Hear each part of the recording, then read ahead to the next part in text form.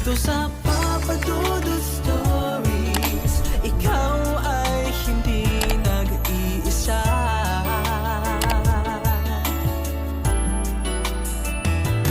Dito sa Papa Dudut Stories, may nagmamahal sa'yo.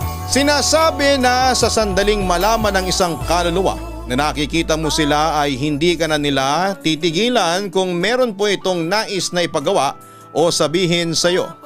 Ngunit maaari nga bang sumunod sa iyo ang isang multo na nakita mo lamang sa isang lugar na wala ka namang koneksyon?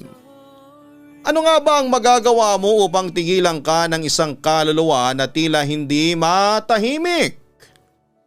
Dear Papa Dudut, itong story na isi-share ko sa inyo ay hindi naman directly na nangyari sa akin kundi sa isang close friend ko. Sa tuwing nagkwekwento siya sa akin ang mga nangyayari sa kanya ay talagang nagbibigay po yun sa akin ng kilabot at takot. Tawagin niyo na lamang po ako sa pangalan na Lynette. Actually, yung friend ko na si Celine ang gustong magsulat nito para sa inyong programa sa YouTube. Pero tamad kasi siya ang mag-type. Kaya sabi ko ay ako na lamang. Nang nakita ko kasi ang YouTube channel mo ay nalaman ko na nagbabasa ka rin pala ng mga horror story. Kaya naisip ko na i-share ang kwentong ito. Sobrang tagal na naming magkaibigan ni Celine. Since high school ay magkaibigan na kami hanggang sa makatapos kami ng college at magkaroon ng kanya-kanyang trabaho. Same lang kami ng lugar kung saan kami lumaki kaya kahit magkaiba kami ng workplace ay nagkikita pa rin kami ni Celine. Kaya hindi talaga naputol ang friendship namin. Hindi rin malayo ang bahay nila kaya kapag parehas kaming walang pasok sa trabaho ay madali lang sa amin ang tumambay sa bahay ng isa. Kilala na rin kasi ako ng family ni Celine at ganun din naman siya sa family ko. Nadagdagan kami ng isa pang kaibigan dahil kay Celine, Papa Dudut. May ka-work kasi si Celine na naging kaibigan niya doon, Papa Dudut, si Wena. One time kasi ay nag-aya si Celine na lumabas kami at magpunta sa isang bar para mag-inom. Sinabi niya na kasama niya si Wena and to be honest ay nagdalawang isip pa ako na sumama kasi baka hindi ko makasundo or mailang ako kay Wena kasi hindi ko naman siya kilala. Pero sumama pa rin ako kasi pinilit ako ni Celine, Papa Dudut. Naging open naman ako na baka mailang lamang ako pero siya ang nagsabi sa akin na madaling pakisamahan si Wena. Wala raw akong dapat na ikabahala at sure siya na magkakasundo kami ni Wena. Kaya sumama ako kina Celine at Wena sa paglabas ng gabing yon. Wala akong pinagsisihan sa pagsama ko sa kanila kasi tuwang-tuwa ako kay Wena kasi sobrang kalug niya, Papa Dudut. Totoo ang sinabi ni Celine na madaling pakisamahan si Wena. Sa unang beses na nakilala ko siya ay nagkasundo agad kami at nagustuhan ko kaagad ang personality niya. Hanggang ang first meeting naming tatlo ay nasundan pa ng napakaraming beses at naging trio na kami. Naging kaibigan ko na rin si Wena at may mga pagkakataon na lumalabas na kami lang ni Wena at hindi kasama si Celine kapag hindi siya pwedeng umalis o lumabas. Nangarap kami noon na magkaroon ng sasakyan ng isa sa amin nang magsimula kaming mag-travel every 2 months sa kung saan-saan dito sa ating bansa. Mga beaches, bundok, lake at kung ano-ano pa, Papa Dudut. Kapag ganong ganap ay nagkasundo kami na dapat ay kompleto kaming tatlo. Hindi pwedeng may isang maiiwanan. Napansin kasi namin na medyo mahirap mag-commute lalo na kapag marami kaming kailangang dalhin sa biyahe. Hindi siya convenient unlike kung meron kaming sariling sasakyan ay hindi na kami mahihirapan kahit pa marami kaming dalhin na gamit. Alam mo naman ang ibang babae kahit na isang gabi lang sa pupuntahan ay halos pang 1 week na ang gamit na dinadala. Ganon kaming magkakaibigan, Papa Dudut. Sa aming tatlo, si Celine ang medyo marunong mag-drive. Naturuan kasi siya dati ng tatay niya pero hindi nga lang siya nakakuha ng lisensya. Until magkaroon ng boyfriend si Celine, ang lalaking yon ang nag-push kay Celine na bumili ng kotse at kumuha ng lisensya. Ginawa naman yon ni Celine, nag-loan siya sa bangko para makakuha ng sasakyan na alam niyang afford niyang hulugan in 5 years. Nag-driving lesson din siya para ma-refresh ang mind niya sa pagmamaneho at nakakuha na rin siya ng lisensya. Nakakatuwa noong nagkaroon ng sasakyan si Celine kasi naging madali na para sa aming tatlo ang pagpunta sa mga lugar na gusto naming puntahan. Ang medyo naging problema nga lang ay ang boyfriend ni Celine that time. Nakukuha na niya ang malaking oras ni Celine kaya sobrang madalang na naming nakakasama si Celine kapag sa galaan. Madalas kapag wala siyang work ay ang boyfriend niya ang kasama niya at silang dalawa ang nagtatravel. Napag-uusapan namin ni Wena ang bagay na yon at parehas naming naintindihan si Celine kung bakit mas madalas na niyang kasama ang boyfriend niya kesa sa aming dalawa. Ang importante ay araw-araw pa rin nagkikita sina Wena at Celine sa work at nakaka-chat pa rin namin siya almost every day. Kaya nga lang may napapansin ako na parang hindi okay sa relationship ni na Celine at ng jowa niya.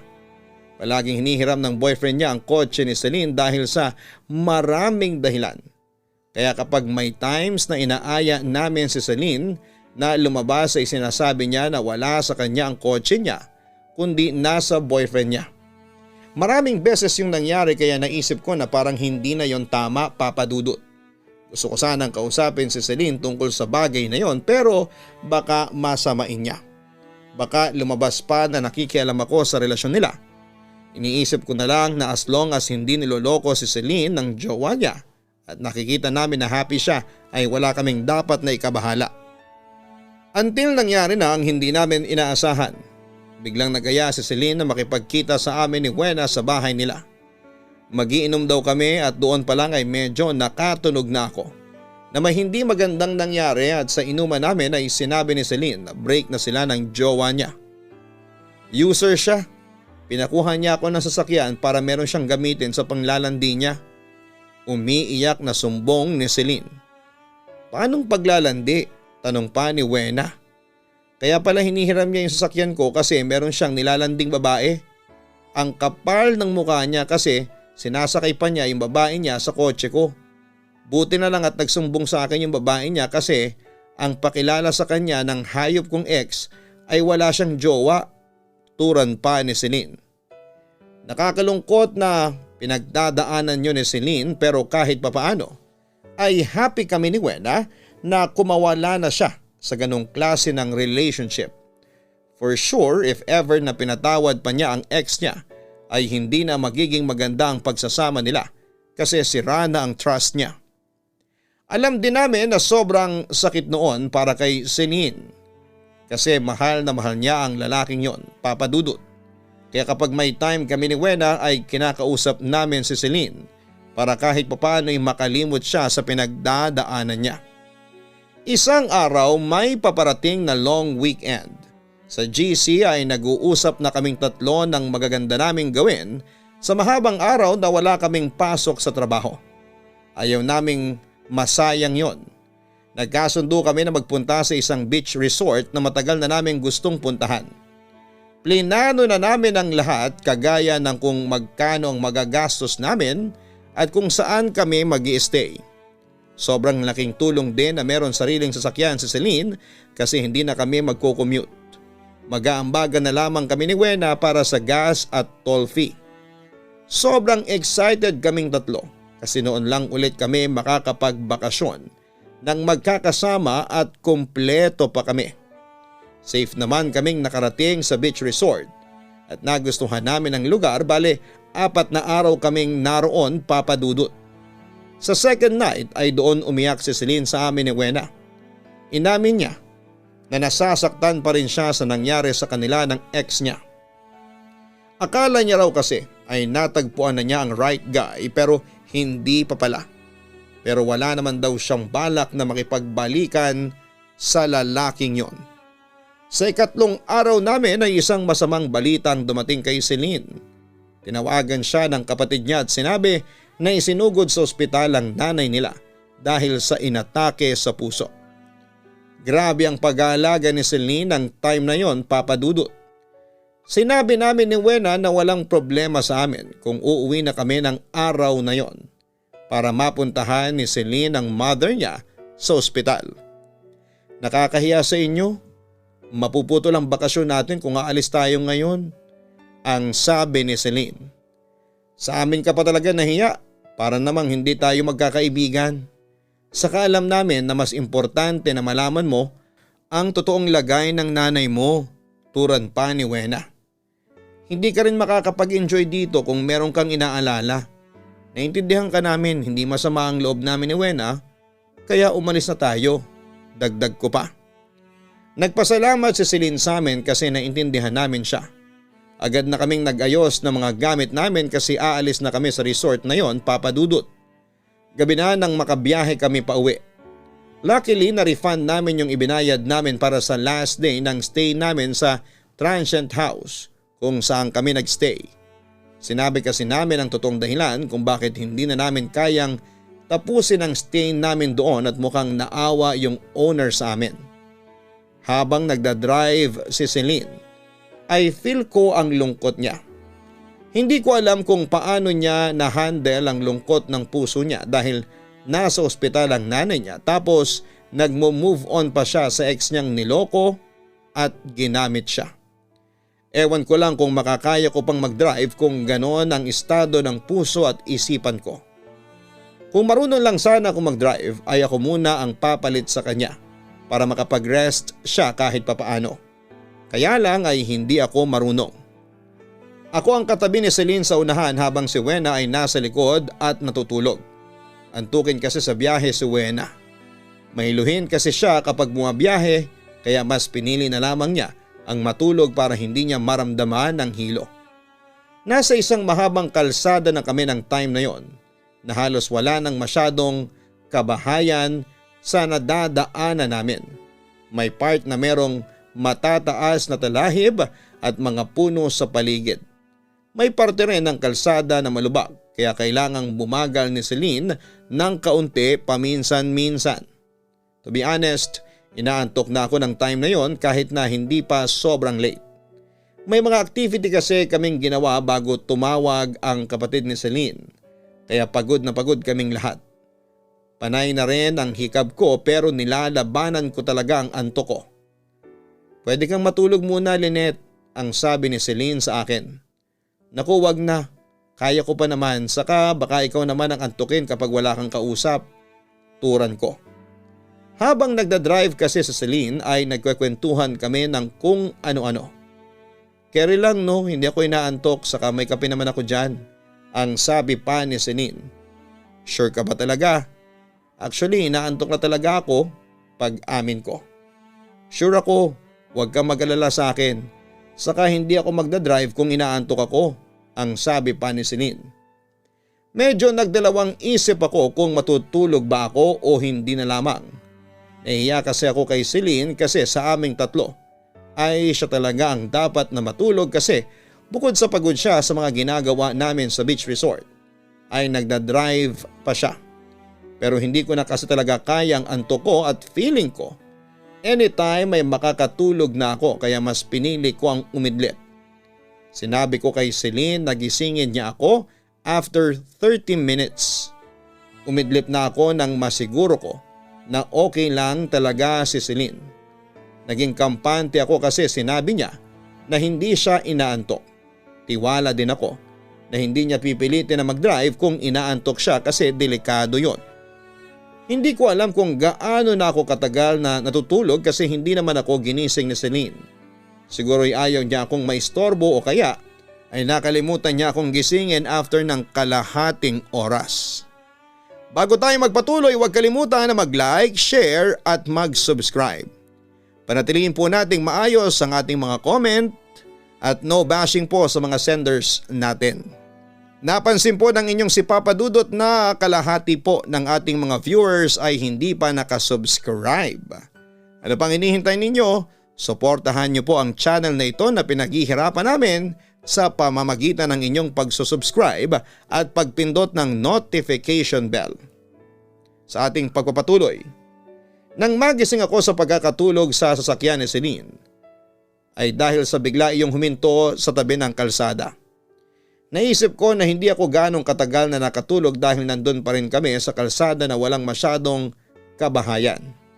Hindi pa kami nakakarating sa main highway. Buwaba ng sasakyan niya si Celine at ang unang pumasok sa isipan ko ay baka naiihi siya at iihi siya sa gilid ng kalsada.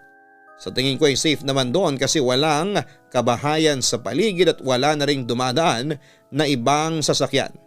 Si Wena naman ay mahimbing pa rin sa kanyang pagtulog sa likuran. Pero nagkamali ako sa una kong naisip dahil hindi naman umihi si Celine. Nasa may unahan siya ng sasakyan at nakita kong bumubuka ang bibig niya na parang meron siyang kausap. Imposible na may kausap siya sa phone kasi nasa loob ng sasakyan ang cellphone niya. Tumangot-tungo pa si Celine at tumawa pa siya.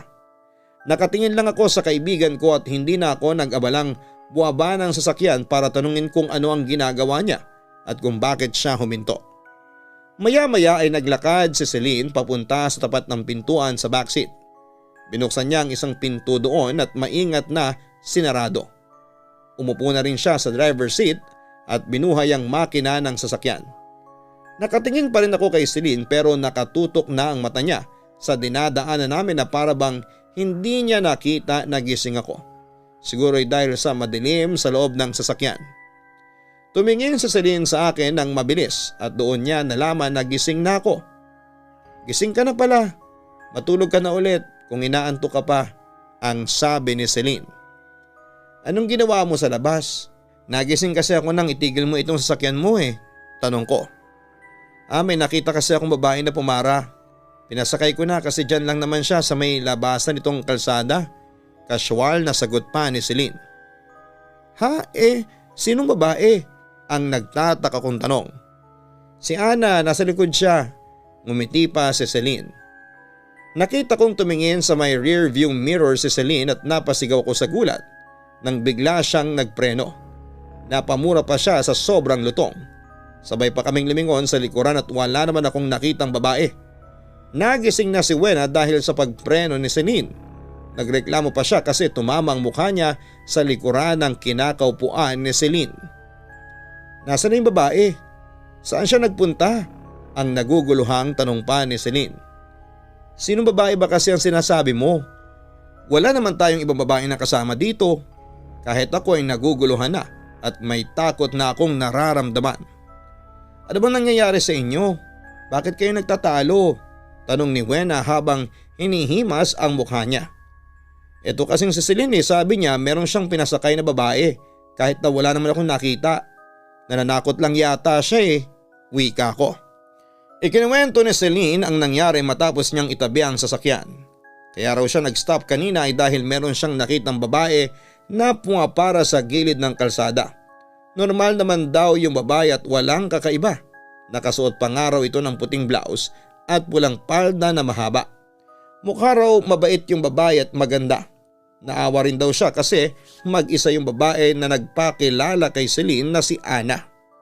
Baka raw kung ano pa ang mangyari kay Ana kaya pinasakay na lamang niya ito. Kasi sa may labasan o dulo ng kalsada na yon lang naman daw ang punta nito. Kaya pala binuksan ni Celine yung pinto sa backseat ay dahil sa pinasakay nito yung nakita niyang babae kahit sigurado ako na wala akong nakitang babae na sumakay sa kotse papadudot. Sinabi ko kay Celine na wala talaga akong nakitang babae na pinasakay niya. Kahit noong nasa labas siya ay wala talaga siyang kausap. Ipinilit ni Celine na meron talaga siyang nakita, nakausap at pinasakay na babae papadudot. Normal na tao daw ang tingin niya sa babaeng yon na si Ana. Bigla na lang daw siyang nagpreno kasi nagtaka siya at nagulat nang bigla na lamang nawala si Ana sa may backseat. Nagpasalamat pa nga raw ito sa kanya nang makasakay ito. Diyos ko, hindi kaya multo yung napasakay mo, Celine? Tanong pa ni Wena. Oo nga, saka sino namang babae ang papara sa ganitong lugar? Walang kabahayan doon sa hinuntuan mo kanina, hindi ba? Turan ko. Napailing na lamang si Celine at ang sabi niya ay hindi niya alam. Baka raw sa sobrang stress at pagod niya ay kung ano-ano na ang nangyayari sa kanya. Baka raw namamalikmata lamang siya pero duda ako sa sinabi niyang namalikmata siya kasi hindi ganon ang pagkakaintindi ko kapag namalikmata ang isang tao papadudot. Ang alam ko sa ganoon ay yung sobrang saglit mo lang makikita ang isang bagay o tao. Pero nangyari kasi kay Celine ay nakausap pa niya at medyo matagal din siyang nakita. Bago kami bumiyahe ulit ay nagdasal muna kaming tatlo. Humingi kami ng proteksyon sa Diyos dahil iba ang pakiramdam namin noon. Hindi na kami nakatulog pa ni Wena nang mag-drive na ulit si Celine dahil sa wala namang ibang sasakyan. Kaming nakikitang dumadaan ay medyo binilisan ni Celine ang pagpapatakbo niya ng sasakyan. Yun na yata ang pinakamahabang kalahating oras sa buong buhay ko. Kulang na lang kasi ay hindi na ako tumingin sa dinadaanan namin kasi feeling ko ay may bigla akong makikitang nakakatakot. Sa awa naman ng Diyos ay nakalabas na kami ng kalsadang yon, Papa Dudut. Magmamadaling araw na ng oras na yon. Dumiretso na kami sa ospital kung saan ay nandun ang nanay ni Celine. Hindi na muna kami umuwi ni Wena dahil alam namin na gusto na talagang makita ni Celine ang mother niya. Ang sabi ni Celine ay stable na ang lagay ng nanay niya pero kailangan pa rin po itong obserbahan ng ilang araw. Kahit paano raw ay nakakahinga na siya ng maluwag. Hindi raw kasi siya nakampante kahit sinabi ng kapatid niya noong tumawag ito na wala siyang dapat na ipag-alala. Nagsorry ulit siya kasi naputol ang bakasyon namin. Ang sabi ko ay walang problema yon. Isang araw na lang naman saka mas mahalaga na nabunutan na siya ng tinik sa dibdib kasi nasigurado niya na stable na ang nanay niya, Papa Dudut. Inihatid na rin kami ni Celine sa kanya-kanya naming bahay. Kailangan niya rin kasing umuwi sa bahay nila para iuwi ang mga dala niyang gamit at damit noong nagbakasyon kami. Nang nasa bahay na ako namin at nakahiga sa kama, ay bumalik sa alaala ko yung nangyari, Papa Dudut. Yung tungkol doon sa babae na nakita ni Celine tapos ay bigla raw nawala. Posible rin kasi na epekto yon ng pagkangarag ni Celine ng time na yon. Kapag iniisip ko na baka multo yung babae na nakita at nakausap niya, ay kinikilabutan ako, Papa Dudut. Sa daming beses na kasi naming nag-travel sa kung saan-saan, ay wala kaming ghost experience. Wala naman kasi sa aming tatlo na magkakaibigan ang may kakayahan na makakita ng mga multo o kaya ay mga elemento. Late na ako nagising kinaumagahan at paglabas ko ng kwarto ay sinabi sa akin ni Mama na kumain na ako ng almusal. Habang kumakain ako ay naikwento ko sa kanya ang nangyari sa amin. Baka naman multo talaga yung nakita ni Celine, anak. Alam mo may mga ganong kaluluwa talaga, lalo na't hindi pa nila alam na patay na sila. Gumagala pa sila rito sa mundo na parang buhay na kagaya natin, ang sabi ng nanay ko.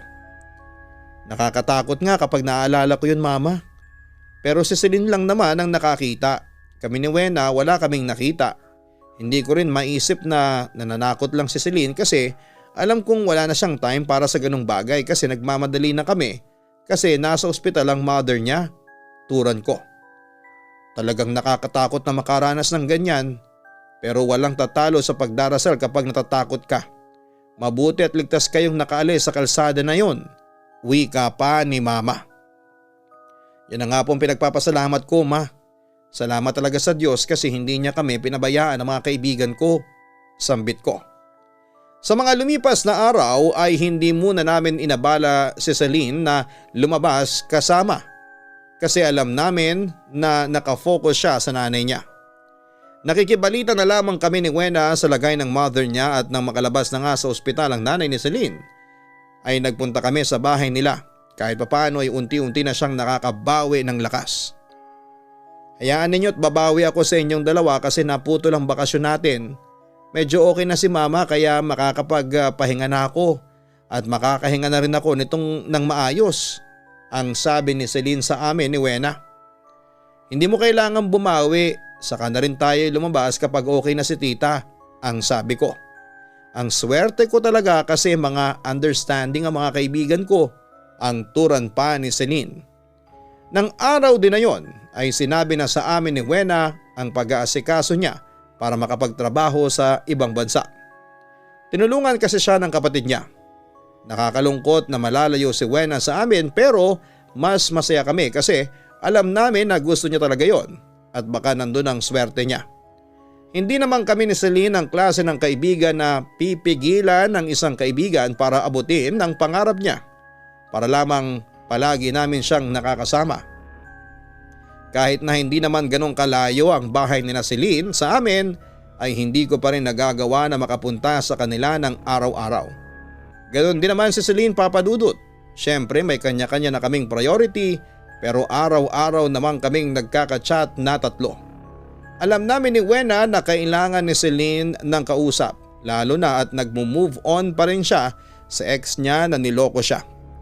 Mabilis naman na nakaalis si Wena. Sumama kami ni Celine sa paghahatid sa kanya.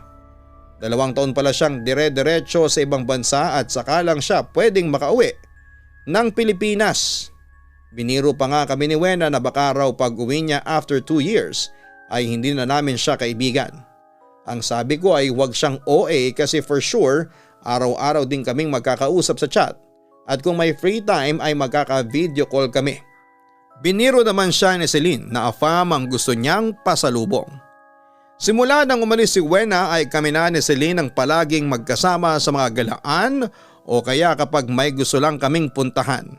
Nakakamiss talaga si Wena kasi siya ang pinakakalog sa aming tatlo. Walang dull moment kapag nandyan siya, Papa Dudut. Pero wala kaming choice ni Celine kundi ang tanggapin na 2 taon naming hindi makakasama si Wena. Isang araw ay may napansin ako kay Celine nang mag-samgyup kami. Nung huling kita kasi namin bago yon ay parang wala siya sa sarili. Napansin ko rin na medyo pumayat siya at iniisip ko na nagda-diet siya kasi ganoon ang karaniwang ginagawa ng mga nagmo-move on sa breakup. Pero nang time na yon ay nabother ako sa napansin ko sa kaibigan ko. Celine, okay ka lang ba? Yung ex mo pa rin ba ang problema mo?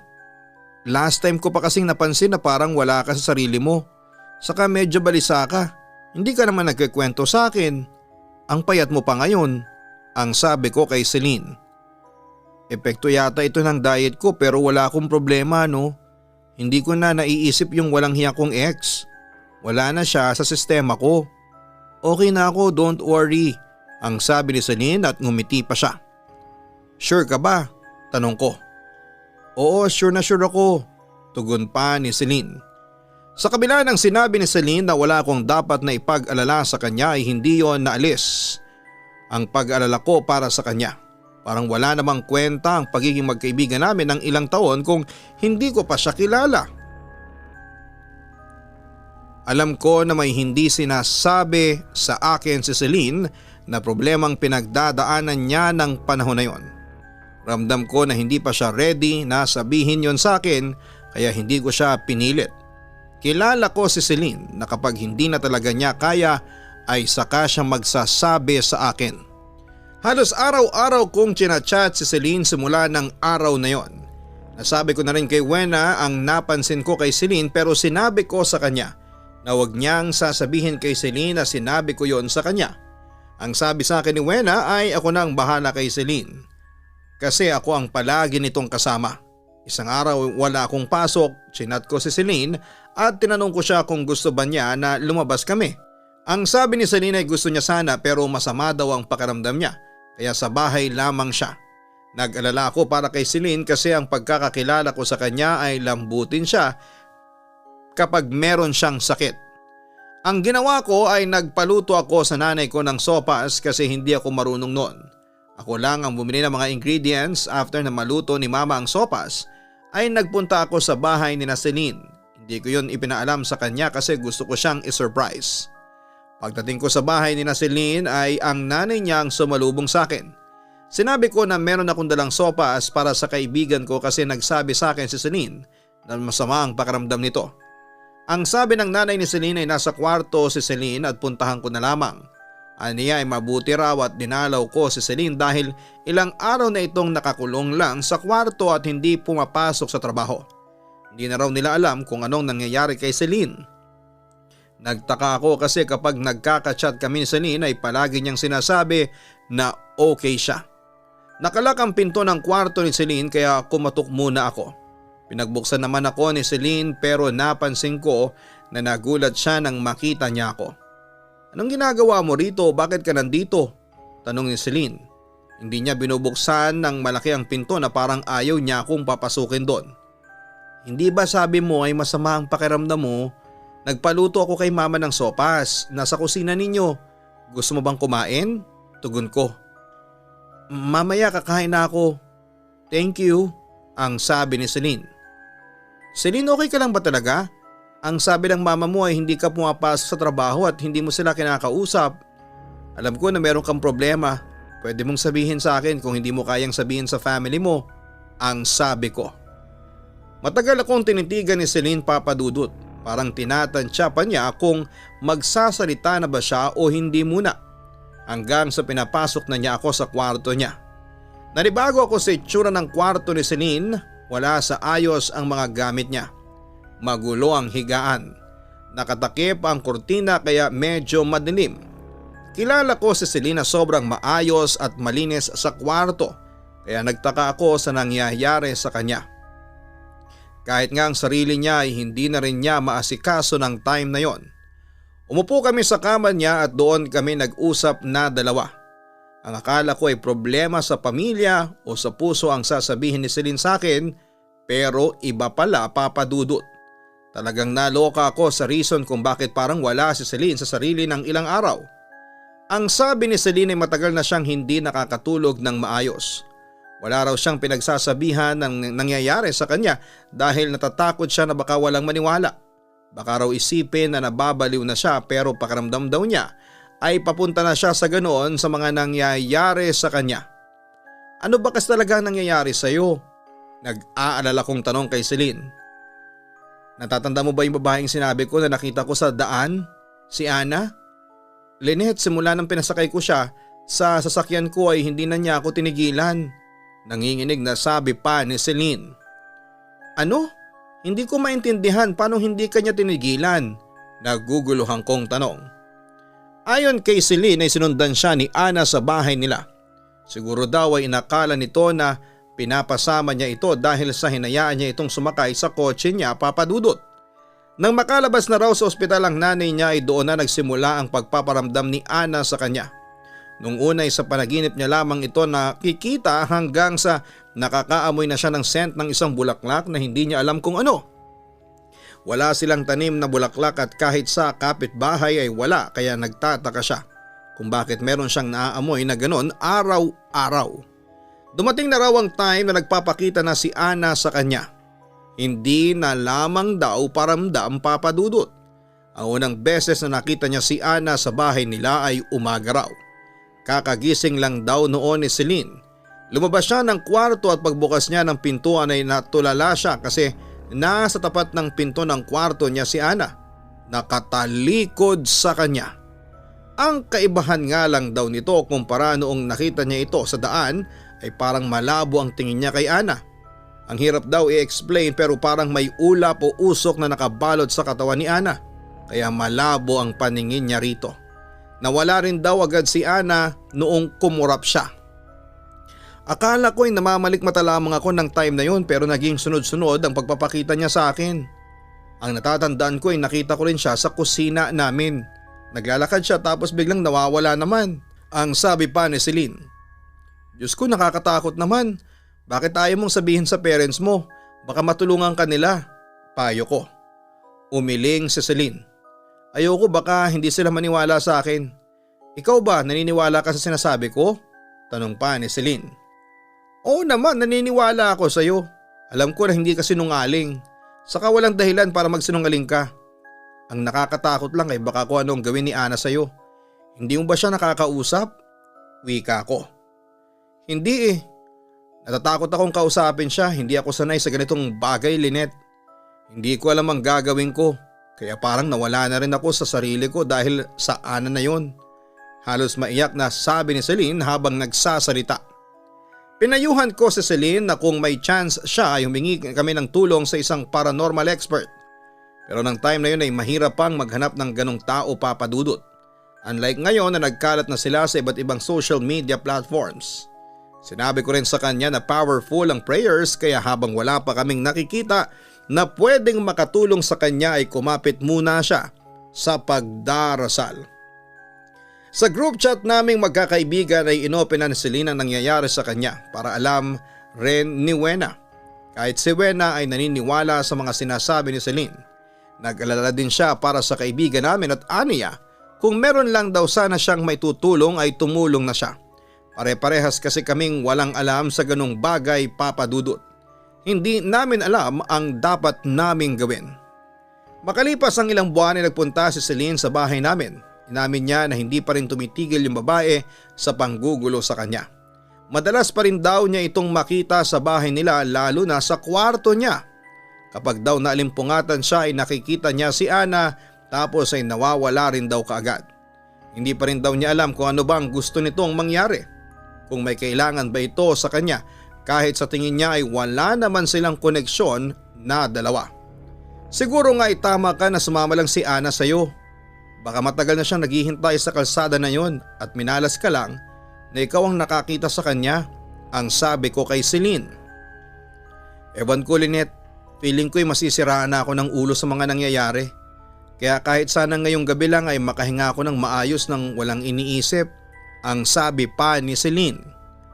Anong ibig mong sabihin? Tanong ko. Dito sana muna ako makikitulog sa inyo. Hindi kasi ako makatulog ng maayos doon sa amin eh. Nagpaalam na rin ako kina mama at papa.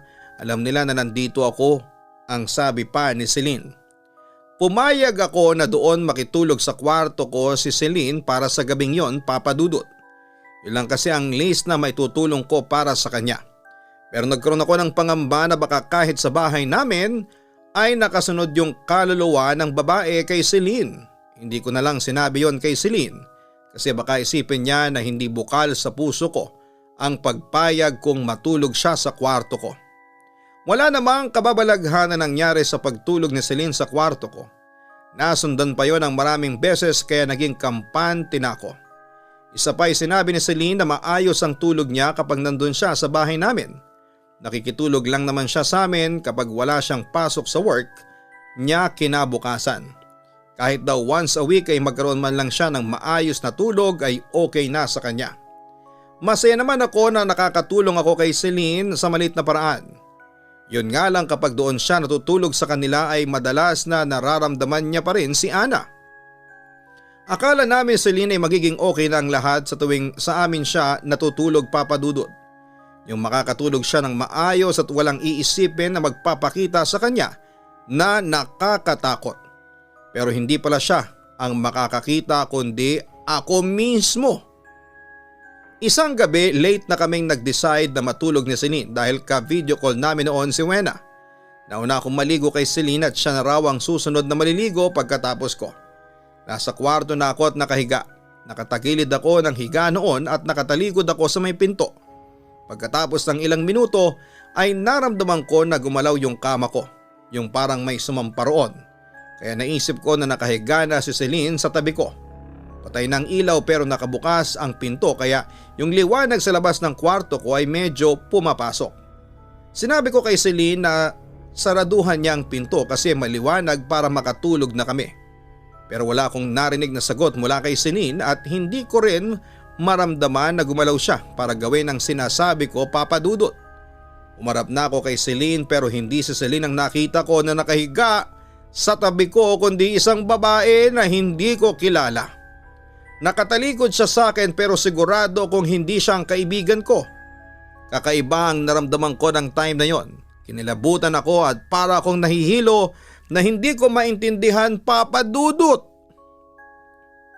Dahil sa inakala ko na may ibang tao na nakapasok sa kwarto ko ay napasigaw na ako at tumakbo ako palabas ng kwarto. Nagtataka akong nilapitan nila Mama at Celine. Sinabi ko sa kanila na merong babae sa kwarto ko na hindi ko kilala. Pero nang puntahan ko ulit ang kwarto ko kasama sila ay wala doon yung babae. Ang sabi sa akin ni Celine ay malakas ang pakiramdam niya na si Ana ang nagpakita sa akin. Nang mangyari yon ay hindi na natulog ulit si Celine sa bahay namin, Papa Dudut.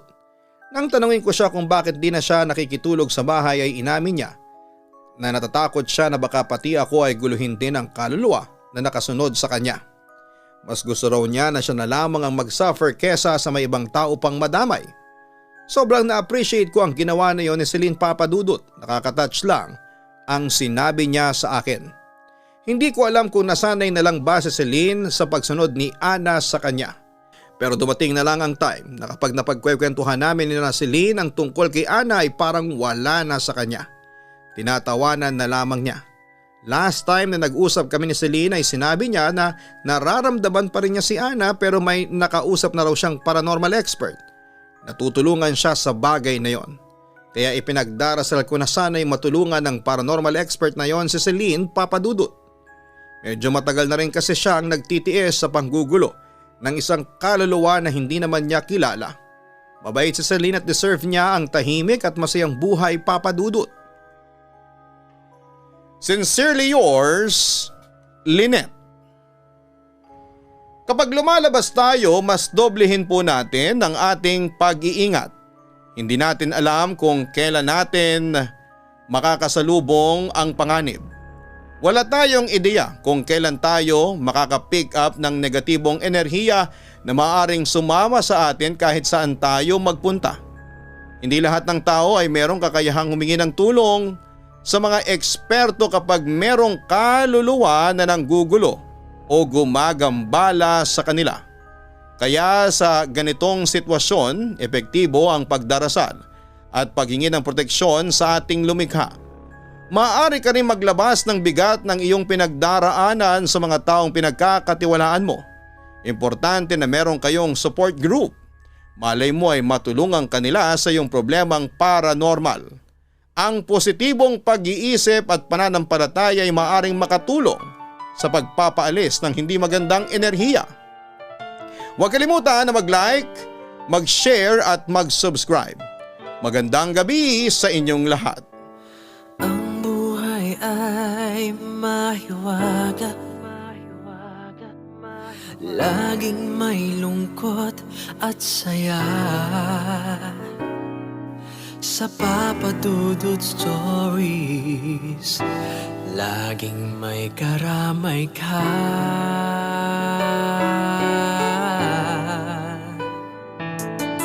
Mga problemang kaibigan, dito ay pakikinggan ka. Sa Papa Dudut Stories, kami ay iyong kasama. Dito sa Papa Dudut Stories, ikaw ay hindi nag-iisa.